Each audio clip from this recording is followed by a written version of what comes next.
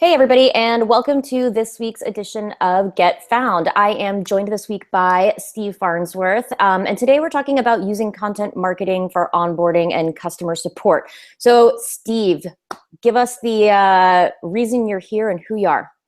I am Steve Farnsworth. I'm with the Steveology Group. We do content marketing for B2B companies, demand gen content marketing. And I'm here today because I know you and we talk some pretty good trash together. That's a true story. And I'm Erin Robbins, and I'm the president and COO of Ginza Metrics. And I'm here because I like Steve, and I've had just enough coffee to make it to this point in the day. So, all right. We talk a lot about on the show, kind of how content's going, a lot about kind of how we can use content to, deliver and generate more leads and what's going on in kind of the strategy world with what's going on. So we've talked about account-based marketing and a lot of things like that. And I think that I'd actually love to talk about kind of some onboarding and customer support stuff specifically around account-based marketing with today's topic. But what we want to talk about is right now it seems like there's a lot of like, this is content marketing and then this is customer support, or this is onboarding, or this is sales. And there's not kind of like maybe this idea that everything could be this like seamless strategy. And I think that, you and I were talking about, kind of account-based marketing is like, there is no handoff, right? Like there is no baton. We all just stay involved. And I think that that's where some real good content marketing strategies for getting people the support they need, the onboarding they need, could really be implemented with what's going on in support. Yeah, I think we're in a time now. I mean, like marketing. I mean, customer service has always been important, and when we're talking about onboarding, we're talking about bringing a new customer on, starting to use the product. And so this customer life cycle has always been there, but because of our interconnectedness, because of expectations, more companies are doing face-to-face with the customers. It really all ties in together, and marketing can't just leave it at the door and say, we brought you a lead, we're done, and walk away. And so I think that as a content marketer, there are these tools that we have, and even though it may not be like the onboarding the customer may not be your specific responsibility, you got these tools you can take to sales and go, we can do these things and work with them. So like there's so much we can do in terms of helping to lower customer service costs, to help increase customers' lifetime customer experience, so make it more positive and more seamless. And so we'll talk about a couple of the things you can do. They're pretty kind of easy ones that you can start implementing.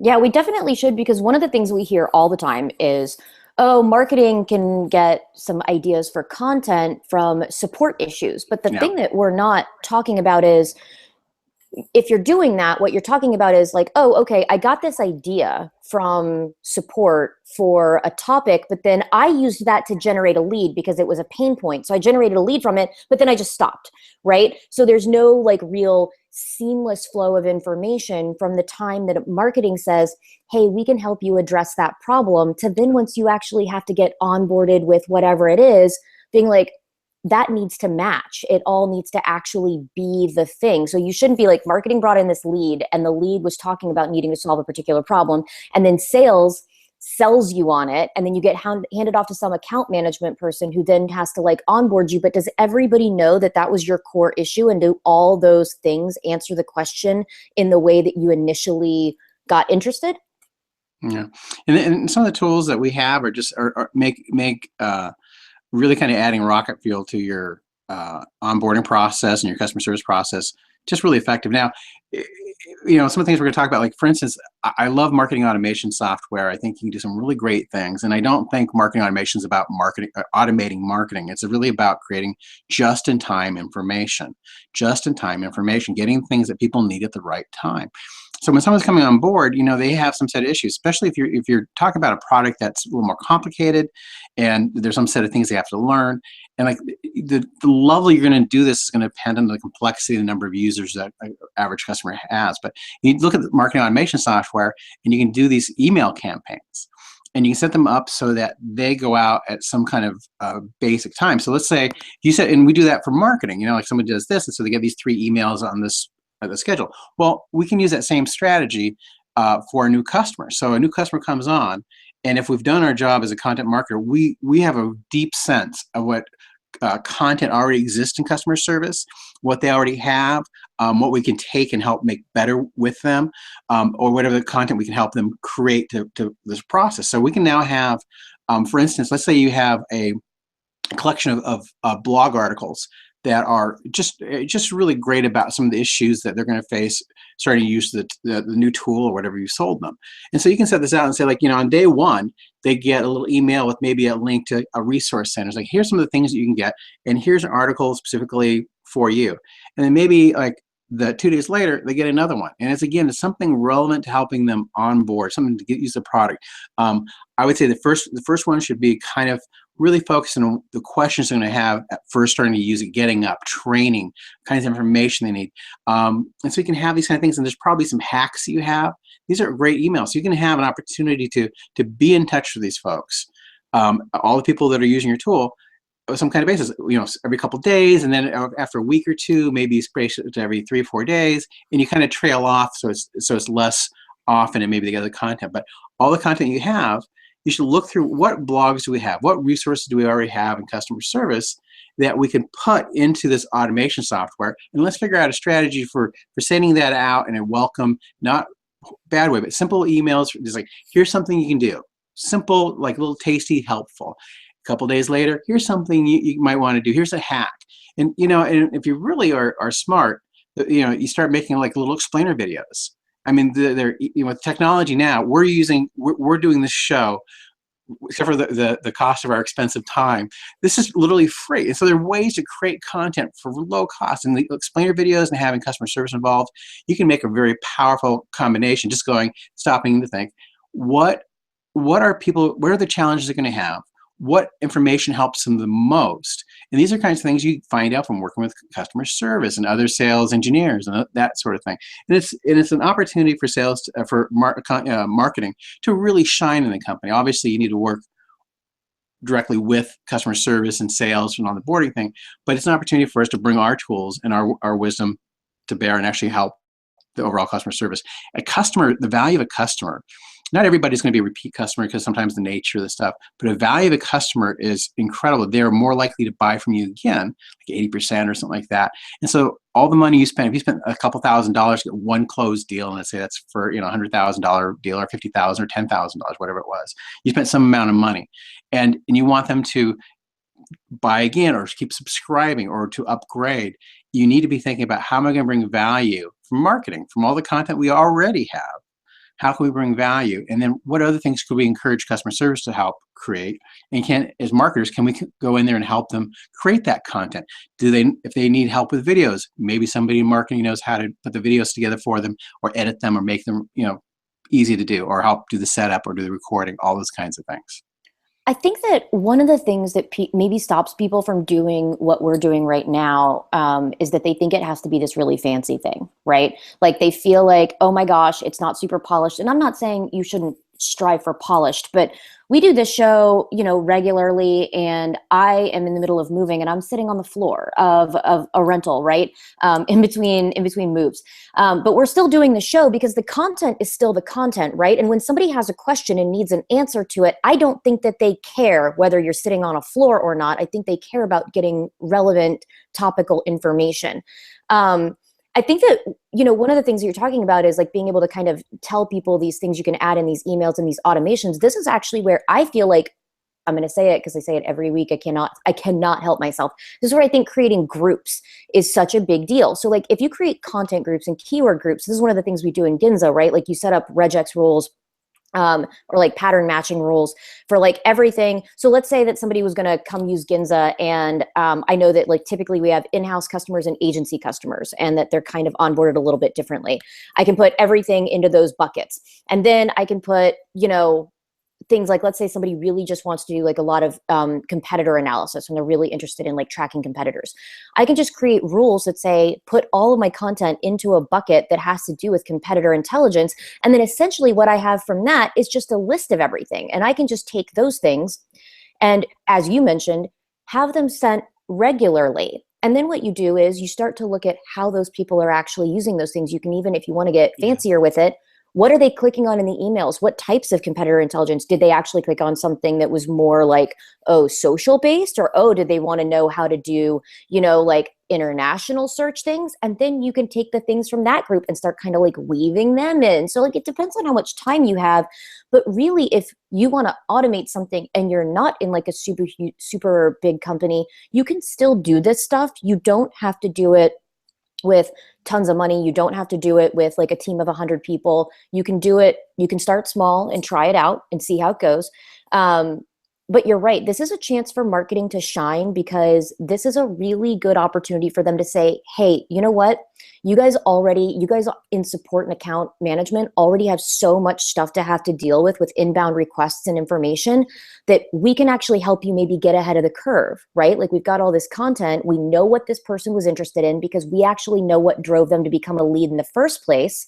And we knew what their pain point was. So we can actually feed them that information on an ongoing basis. Like, why wouldn't you do it? Especially if you have the content. Yeah, and I think to get started, I mean, like it doesn't have, like, to your point, it doesn't have to be too complex, but you should start with, first of all marketers. I think marketers should be doing ride-alongs with sales is a regular thing. I know some CMOs that do it like 15, 20 times a year. They go out with the guys. They don't acknowledge that they're from marketing. They go and they're part of the sales team and they know the shtick, and they do that, and they bond tightly with a number of different sales folks. They learn what the problems are, and they help go back and create marketing that helps create velocity to leads already. So you should already have that kind of relationship, and you should be developing the same kind of relationship where they know you and you know them, and you go have conversations, you go have lunch with customer service.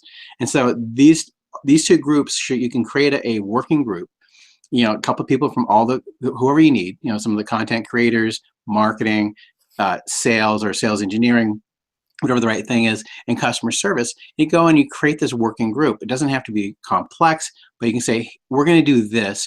Let's start with a basic onboarding process of a series of emails. And here's the kind of content we've done a little bit of audit. Let's all recommend some stuff from this audit, and then kind of map that out.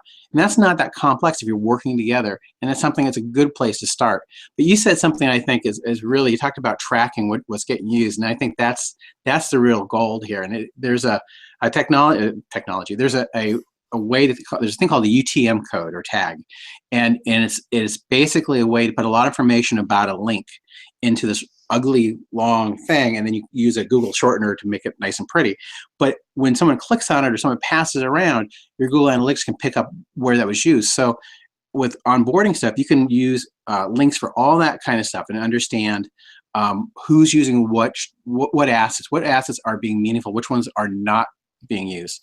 Is it just merely the topic itself, or is it a bad headline that doesn't really describe the content, or is it just not relevant?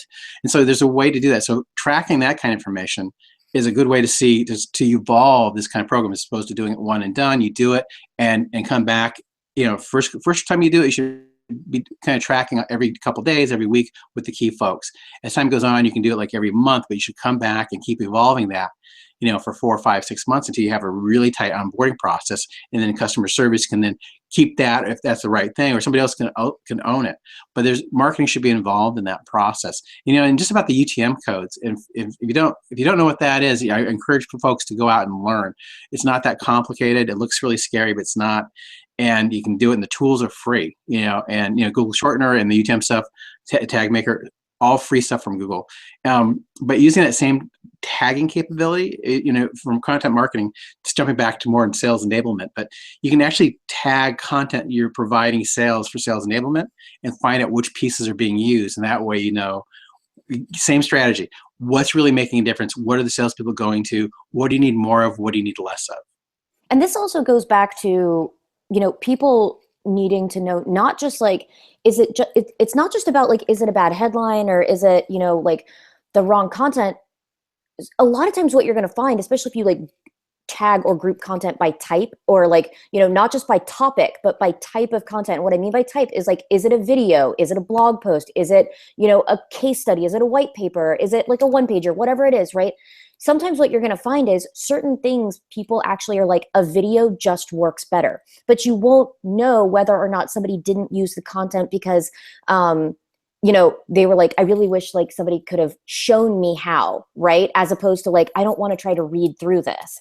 Or what you might find is that for certain things, people are not able to watch videos and like they're on their phone or they're doing something else. And like video content isn't going to be going over very well. So like a lot of times if you're just looking at the content as a list of content and not looking at what type of content it is, you're kind of missing a lot of information about how your customer wants to consume certain types of onboarding or just like general support stuff.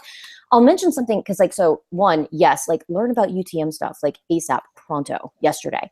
One of the things that I've noticed is there's also this, so two things. One, I think it's a great idea to get together with like your sales and your marketing and your customer support. What we see a lot of now is distributed teams. So sales, marketing, and support may not all be housed in the same building, in the same city, or even in the same country. So I think that unfortunately, that's not an excuse to not do it. Like you and I are not in the same city or even the same state. We're in different states and we're still across the country from each other, hanging out, talking. And you can get together and there's no excuse to not make these things happen. You may not be able to do it over coffee, but like you kind of still can, because I still have, well, this is probably bourbon, but it actually says that on the cup. It says this is probably bourbon on the cup. But like you have no excuse to not make these interactions happen. And I do think that some level of face-to-face is really important. But the other thing that I think is tough is one of the things I've noticed, and it may just be me, but I don't think it is because I've worked in a million different places and it's kind of like a universal thing. No matter how much support stuff you create and how many ways you try to proactively answer people's questions, there's some level of like people will not read it that happens. And I don't know if it's like, because I've always thought it's me. I'm just not making like cool enough explanations. And no matter how much budget I ever had, it just like was a thing. And kind of what I started to think over time was they're not asking me how to do it. They're asking me if I'll just do it for them. So how much of this is kind of like a little bit of a topic variance, but how much do you think that organizations are responsible for actually just doing it for them versus really pushing back and saying, I'm really sorry, but like, dude, you got to do this yourself at some point. That's a tough one. I mean, I think that anytime you need somebody to do something, people only do what they are judged on. And so if you're judged for your paycheck, and so if you're judged on things, not like, for instance, having employees write blogs is normally a bad idea. Not because employees can't write, and if they want to write, that's fine, but they tend not to do it. It's because it's the thing they do when they already finished all their other work, and they get around to it, if they get around to it. And so, and because that's not going to change their paycheck. It's not going to change their bonus. It's not going to change their review. And so, if you want something to be done, you need to make sure that it's incentivized in a way that's meaningful. Otherwise, better is create a process that's frictionless, as automated as possible, that people can do it with kind of one and done or with a little training. Because otherwise, people don't have time to learn new things. So anything you can do to kind of either make it where it's something really part of their job, it's that kind of level of importance, is good, or it's something it's frictionless, so they're more encouraged to do it. People don't have time to learn new things, I think, is the saddest thing I've heard all week. Like, I mean, legitimately, I'm not trying to be snide. Like, it's the saddest thing I've heard. I think that it's important for people to bake time into somebody's schedule, into somebody's experience as an employee to learn new stuff.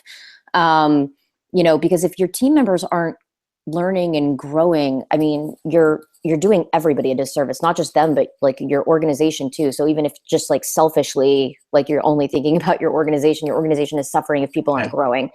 Go ahead. I was going to say just one thing I think is really kind of in this whole thing about if you end up creating content. One of the things I think is handy is like there's always kind of an FAQ or common questions folks get, and I think video is really handy to have. You should have written versions also, but with the videos, one of the things that I think is a nice way to do is you can humanize a company by having different customer support people or onboarding folks do the little pieces. It doesn't have to be one person, or it doesn't have to be that. But if you get like 2 or 3 or 4 folks to each do a couple, you have a nice spread of videos, and they're only like a minute and a half, 2 minutes long. That's all you want. You're in and out. And so now the customer is seeing the folks that they can go to if they need if they have a problem resolved. And so it's a nice way to humanize your company. And actually, there's even kind of a corporate narrative by allowing customer service folks to provide this information directly through a little video thing. Yeah, I mean, I love video. Obviously, we do this. And I like it just because it allows you to not just humanize, but to really explain and show somebody something in a way that makes them feel like, hey, somebody actually did do this. Like, I'm not Right. the only person that's like reading this and trying to like figure it out. I mean, because I think a lot of times when you read instructions on something, especially if there's like a lot of steps, it starts to feel like you're putting together IKEA furniture. And you Yeah. don't want to feel that way especially when you're really paying for something, right? I mean, so for on my end of things, like one of the things that I feel like is there's kind of tiers, right? Depending on like customer stuff. And like obviously we provide support and help and assistance to anybody that's wanting to use the product at any point. But after a while, it's kind of like a, hey, like teach a man to fish kind of a situation. One of the things that I've noticed with kind of like customer success and support and account is like there's a difference between what I would consider to be like technical support and like softer support. And where that actually tends to be an issue, in my experience, is I like it as a like if I'm trying to make marketing content out of things that are coming from support and I'm trying to help them back, it helps me if they'll categorize things. And what technical support people will typically do, or like engineering folks will typically do, is their version of a category for support is, was it a bug?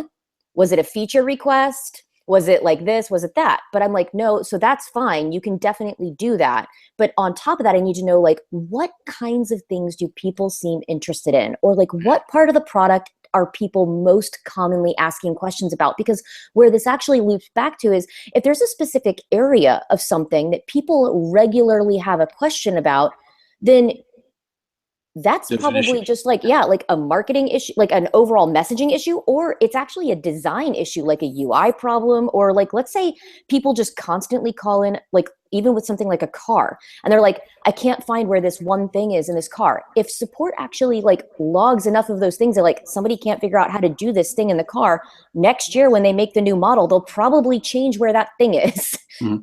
Yeah, I had a client, just kind of to address that the onboarding thing. I had a client, he's product marketing manager for the product, and once a month he'd do a webinar. And so it was a scheduled thing. So he'd have this webinar. They wrote the script, really straightforward. And it was kind of all his hacks about onboard.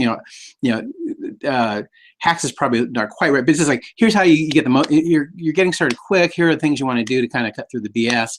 And you do this 45-minute thing, answer any kinds of questions, and it was scheduled every month, at a regular time. But what he would do is, even though it's the same thing, he would then save that so people sometimes like live things. They're drawn to it. And sometimes he'd have 0 people show up or 20 people show up, but he would always just do it. And it was at 45 minutes every month. And when it was done, it was on demand too. So people could go to the live one if they preferred that, and a lot of people do. But 3 or 4 times the number of people watch the on demand one. And so it was and it was fresh content. It was just the previous episode. And he just kind of kept updating it. So anytime there's new information, he's updated the script. And so the next webinar they did, it was fresh. And it was a really kind of a nice way to connect directly with the customers. And as a product marketing manager, he could actually kind of see the kinds of questions they were asking too, and help change the product as necessary, and also help change the information he's providing.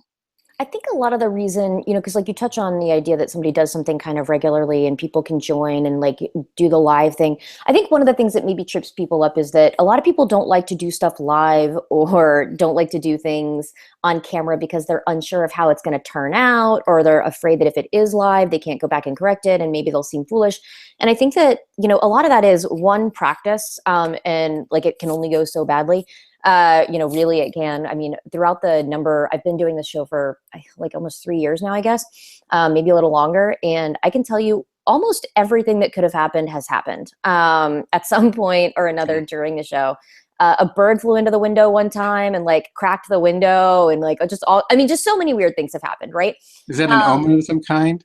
It was, I seriously, it scared the heck out of me. I didn't know what happened. I tried to like shut the camera down really quick. All kinds of different things have happened. And I think also there's a level of preparedness and familiarity and comfort with your topic level. So I think that, if you're talking about having customer service people or marketing folks make videos for certain things, that you have to be really comfortable with your subject matter in order to do something like that, right? Because if you have to just read from a script and you don't feel naturally knowledgeable about it, it's never going to sound very convincing or very good. And you kind of can't go off script at all in case something happens, like you spill coffee all over your script, because I've done that too. Yeah, fantastic. I've spilled things into the keyboard while doing the show. I think that, there's also some amount of like, you have to find what your vibe is, right? Like, how much preparedness do you need? Do you need to write a script beforehand? Do you need bullet points? Do you actually just like to go completely off the cuff? But you have to find what that flow is and try to go with that if you're going to do something repeatedly, especially. One of the things that I think people forget about is like, most websites in theory, not most, many websites in theory are doing basic SEO. But a lot of times that tends to be more the marketing content. And I think there's a huge argument to employ an SEO strategy with all your customer support and onboarding content. And so what that would look like is making sure that you don't put necessarily huge amounts of information in one place, that you kind of make sure that the pages that you create are easy to navigate, are really clear on that one subject, really use the H1s and H2s, have the right words that talk around the issue, all your metadata. And so having strong SEO compliance with your content and making sure that you atomize all those pieces so that they are in terms of subject matter in the same areas helps make it more findable. And it's great for you to have like a search thing in your website, but Google is an awesome search tool to find that. And when people are looking for answers about your product, you want to be in those results. And so going back, and because it's not something that I think, it's something that gets overlooked because it's not considered necessary. We're going to make sure that all the marketing stuff has got good SEO, and we'll worry about the other stuff later. No, this really should be something that should be fully in the house of who's doing the SEO and good practices, and that should just be start doing it forward. You don't need to make a bunch of changes. You just need to start doing things going forward with a clear SEO strategy. That's so true. And there's so many, I think that's actually a really good topic potentially for next week, but there's like so many, or 2 weeks from now, there's so many good things that can come from being able to actually find the answers to questions. And it's not just from a marketing side. So like one of the things that we do, and I get to say it again, groups, is like we try to group our content together around solutions to things or answers to stuff, and we do it based on like roles, based on feature type, based on like topic, like what kind of thing are you trying to do. And then there's solution pages, right? So it may have, and it's got different ways that people like to see things. So for example, there are like some blog posts there's some slide shares there's some videos there's an overall explanation of what we do there, and like those things are together, but it gives people an option of like, how would you like to consume content to answer this question, right? And that's kind of their own place to go. And that's support material, but it leverages marketing content to answer the question, and it's SEO'd. So the confusing part, I think, for a lot of folks is they feel like support stuff is support stuff and somebody else wrote that, or support stuff was like technical and like it couldn't be snazzy looking or whatever. And so it kind of gets relegated to like this, place where everything just looks like, a Word doc from the 90s, and it's really hideous. And I'll tell you who's really terrible about this. Essentially everybody in the financial sector. And I only know because I was recently trying to look for something on 2 different banks' support areas. And I can just tell you that like all the support content was not only hideous and dry, but almost unfindable. Like I Googled 20 different things trying to find stuff on their site. And they're like, oh yeah, we don't really update those things necessarily frequently, but you can always call and ask. And I was like, right. I definitely don't want to do that. Like, I just want to be able to look it up. Yeah. One of the things, you need to, when you provide this content, it's got to be helpful and accessible. And, a lot of times, when you're starting kind of the onboarding process, you should stop and think about, what elements or what characteristics do my most profitable, most important customers have, and kind of start there. How do you make those customers successful? And by definition, everybody should end up being successful from them. But start with your cash cows. Those are the highest margin, highest growth potential customers. And and the other thing is, like, you need to make sure the process is not ad hoc, that the process is set in stone, that when this thing happens, this person starts the process of getting this onboard content you've created, and that needs to be kind of a regular thing. You can actually even go further, I think, and like there are a lot of places that provide certifications for learning their product. And so if there's a big kind of piece of training you want somebody to be super successful on, making it a XYZ certification, it's kind of a nice little thing. They're now certified XYZ folks from your company about using your product, and people like that stuff. And that's all that costs you is creating the content, which is a big deal. But you already need to have that. And all it costs you is like maybe make a little thing you can send them in the mail, like a little certificate that they can hang up in their office. And these are really fairly easy things to do, and actually get that kind of stuff out there. And it's good branding for you that people want to say that they're certified on your product. And it's good for them because people like to have stuff to put on their resumes. I mean, they really do. So it's really good opportunity kind of for both ends to benefit from something like that. And then I feel like I really liked something when we had our account-based marketing conversation, and we were talking about like there should not be a handoff, right? Like it should never feel like you're being passed from marketing to sales to account management, Seamless. right? You want it to be seamless. I think that is truly where people are missing the mark with this whole like marketing, customer success, account management, support, sales, everything, right? Is that we assume that our job stops at a certain point. And like the end of the day, it doesn't ever stop, because the idea is the customer is still the customer, or the lead is going to become a customer, or like you've already been introduced to this person or to this organization, and it's everyone's responsibility to bring them on board, make them successful, make them happy, make them an evangelist, make them grow, make them continue using the product or service or whatever it is. That's never stops. Like that's not a job that you just hand off to somebody else. It's always your job. Because even as marketing, even if you want to go back to like really traditional marketing rules, it doesn't stop, because it's your job as a marketer to stay in touch with the customer, to tell them what new things you have, like what new features you're working on, what new services you offer. It's your job to keep them informed and to try to upsell them. It's not somebody else's job.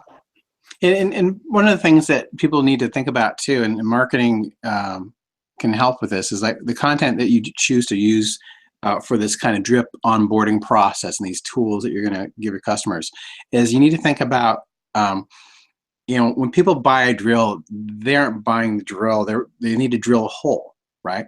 And so instead of, the content that you provide, not only, we talked about how you can see which ones are being successful, but the title, the information, that headline has to say what it's about. Like you can say, this is about how to XYZ with a such and such function. That's not as helpful as saying, we're going to show you how to like create faster customer support times by doing this with our product, or whatever. You need to say what the benefit is. What is it they're going to get? They want to buy the hole, not the drill. So if you want to really connect with the customers, make sure that you say, this content is about learning this thing, and here's what you'll get. You give us 3 minutes of your time, or 2 minutes of your time, or whatever that is, and you're going to learn this thing. And it's got to have that kind of value. And marketing can really hold feet to fire. Customer service folks are awesome. They can sometimes, though, get a little caught up in the technical stuff, because that's what they do. And so marketing can come in here and say, you know what, this is good.